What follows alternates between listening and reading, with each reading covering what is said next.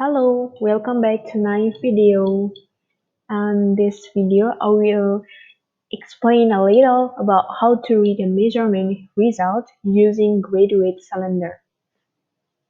Graduate cylinder is something new or maybe you never heard of it, but I will explain you a little about it.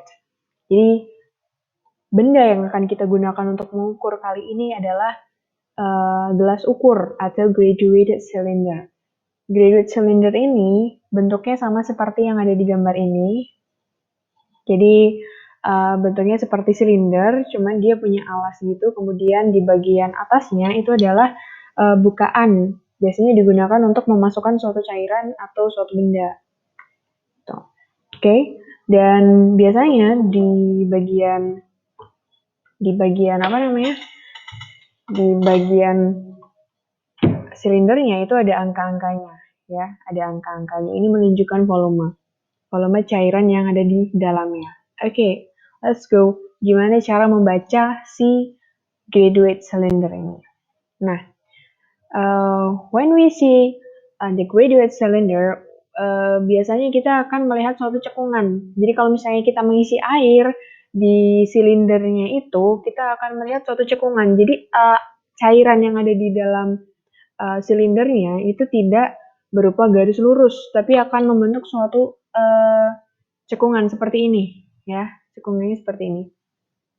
Nah, kalau seperti ini berarti cara membacanya bagaimana gitu? Cara membacanya adalah kita pastikan mata yang melihat hasil ukurnya itu harus sejajar dengan cairan yang ada di dalam silindernya atau gelas ukur. Jadi harus sejajar.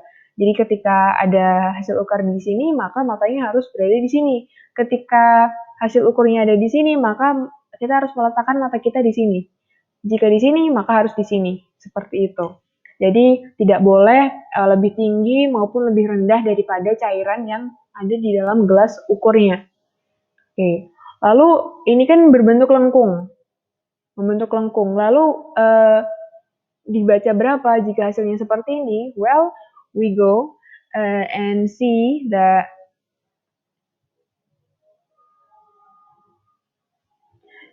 ini ada 60. Kemudian ini berapa kira-kira? Jika di sini ada 40, otomatis di sini 50. Ya nggak? Di sini 70. Oke, well, kalau gitu di sini kan diperbesar ya, ada 70, sudah ada 70. Berarti ini kita hitung ada berapa garis? Di sini ada 1, 2, 3, 4, 5, 6, 7, 8, 9. Oke, jadi ini bisa kita pastikan bahwa di sini sebenarnya merepresentasikan 61, di sini 62, dan seterusnya.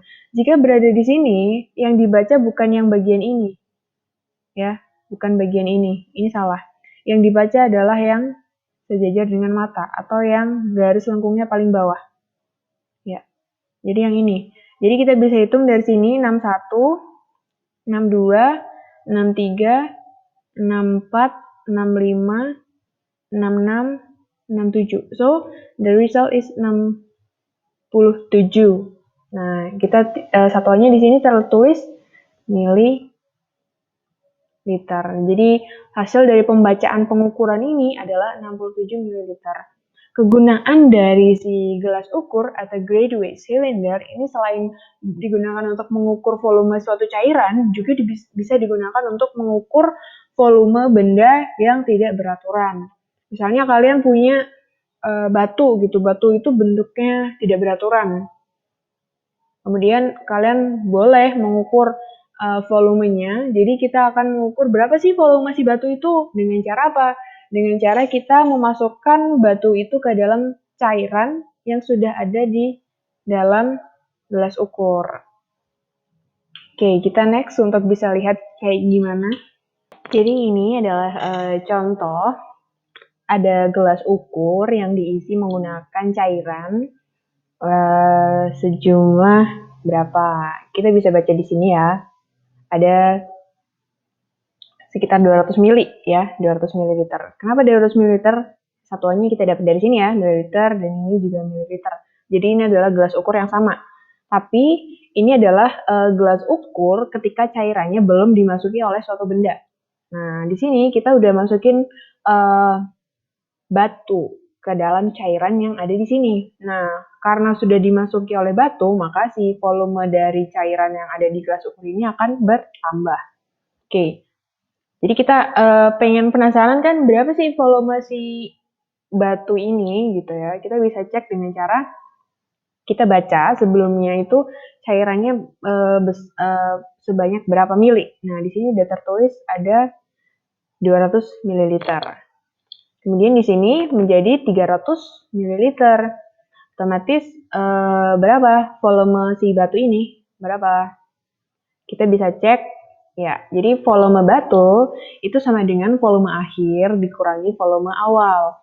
Jadi volume batu sama dengan 300 ml dikurangi 200 ml sama dengan 100 ml. Ya. Jadi ini adalah volume si batu. Oke. Berikutnya, nah ini juga ada gelas ukur lagi, kemudian digunakan untuk mengukur batu. Berapa volume si batu ini? Kita bisa cek di sini, volume batu sama dengan volume akhir. Nah, volume akhir di sini adalah 800 ya, di sini ya, 800. Terus di sini volume awalnya adalah 600. Jadi kita bisa tahu bahwa volume batu itu adalah 200 ml. Gampang kan? Oke, kita go on next quiz number 1. Silakan dicari berapa volume si batuan ini. Oke. Nomor 2, silakan dicari berapa volume si, ya berbentuk seperti telur gitu ya, berapa volume si telur itu. Kemudian yang ketiga, silahkan dicari berapa volume dari irregular shape object berupa batu tapi yang bentuknya memang tidak beraturan itu. Oke. Sorry, aduh. Nomor 4, ya silakan dicari berapa volume dari si silinder yang dimasukkan ke dalam gelas ukur itu. Oke, silakan. Nomor terakhir, nomor 5, silakan dicari berapa volume cincin emas yang ada di situ. Okay, all. Thank you for watching my video. Don't forget to submit your answer on Edmodo and see you on the next meeting. Bye-bye.